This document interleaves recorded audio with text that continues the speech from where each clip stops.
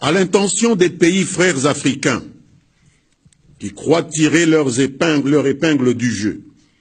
en participant d'une façon ou d'une autre à des projets de déstabilisation de leurs voisins par certaines puissances non africaines qui veulent, contre toute évidence, faire admettre qu'on peut apporter la démocratie par les canons, nous disons qu'il n'y a rien de nouveau dans ce jeu malsain qu'on tente de leur faire jouer sous nos tropiques. Le défunt président zaïrois, le maréchal Mobutu, s'y était prêté en son temps, souvenez-vous, en offrant il n'y a pas si longtemps, depuis notre territoire, des facilités pour aider à imposer le maintien de l'Angola dans le giron occidental, au plus fort de la guerre froide. Souvenez-vous, il a aussi permis l'installation de bases militaires au nord-est de notre pays, dans l'actuelle province du Haut-Ouélé. S'il y a aujourd'hui un aéroport macadamisé à Isiro, c'est le fruit de cette politique pour la partition du Soudan, qui a résulté in fine à la véritable boucherie humaine actuelle au Sud-Soudan, qui évidemment n'intéresse plus ceux qui ont patronné la partition de ce pays voisin.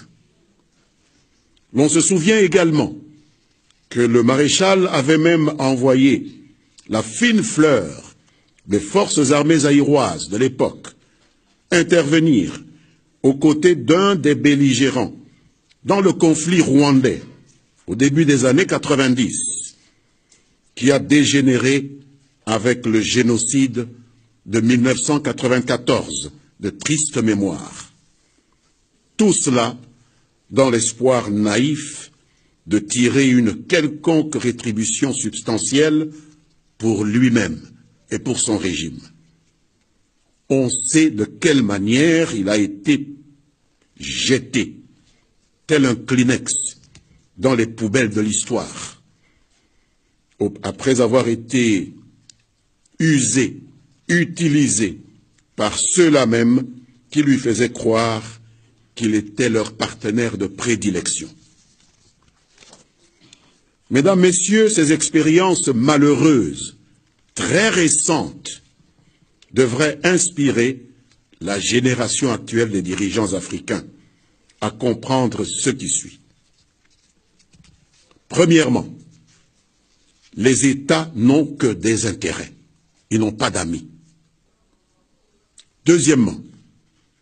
la République démocratique du Congo, tout comme certains autres pays africains ici et là,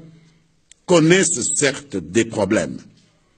mais aucune solution importée du dehors de leurs frontières ne pourra y apporter des réponses durablement favorables à leur peuple. C'est ce que Patrice Emery Lumumba, d'heureuse mémoire, nous a inculqué en insistant pour que l'histoire de l'Afrique soit écrite en Afrique, que l'histoire du Congo soit écrite au Congo,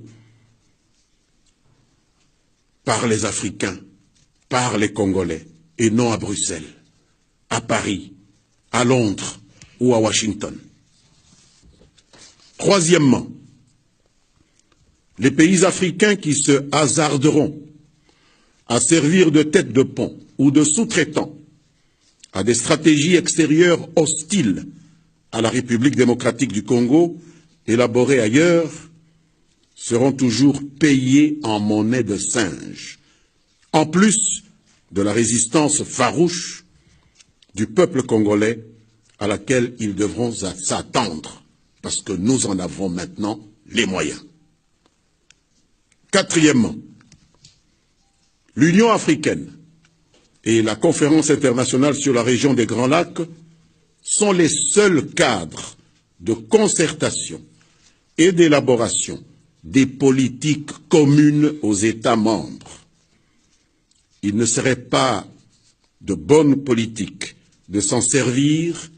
comme instrument à la disposition des intérêts particuliers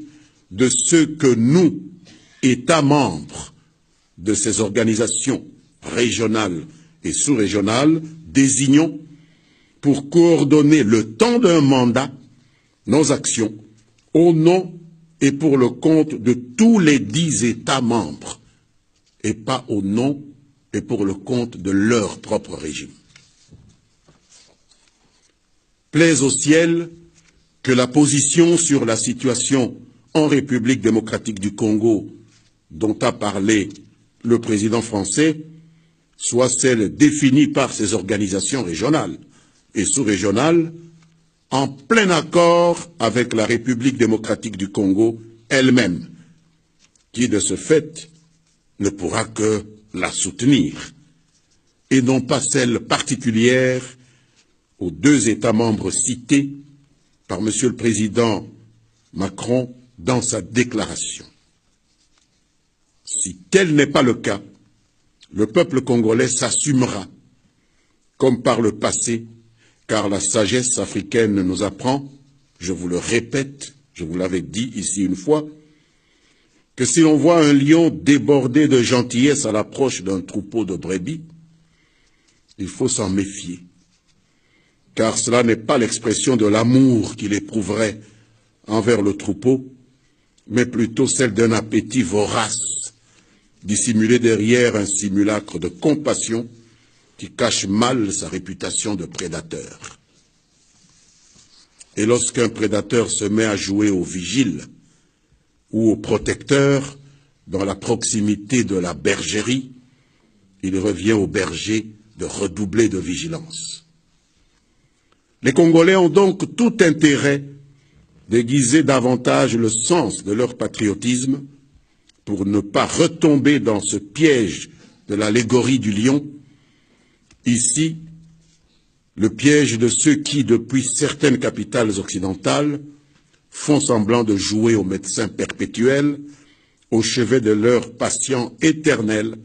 la République démocratique du Congo. Voilà la communication que j'avais à vous faire au nom du gouvernement de la République démocratique du Congo. Je vous remercie.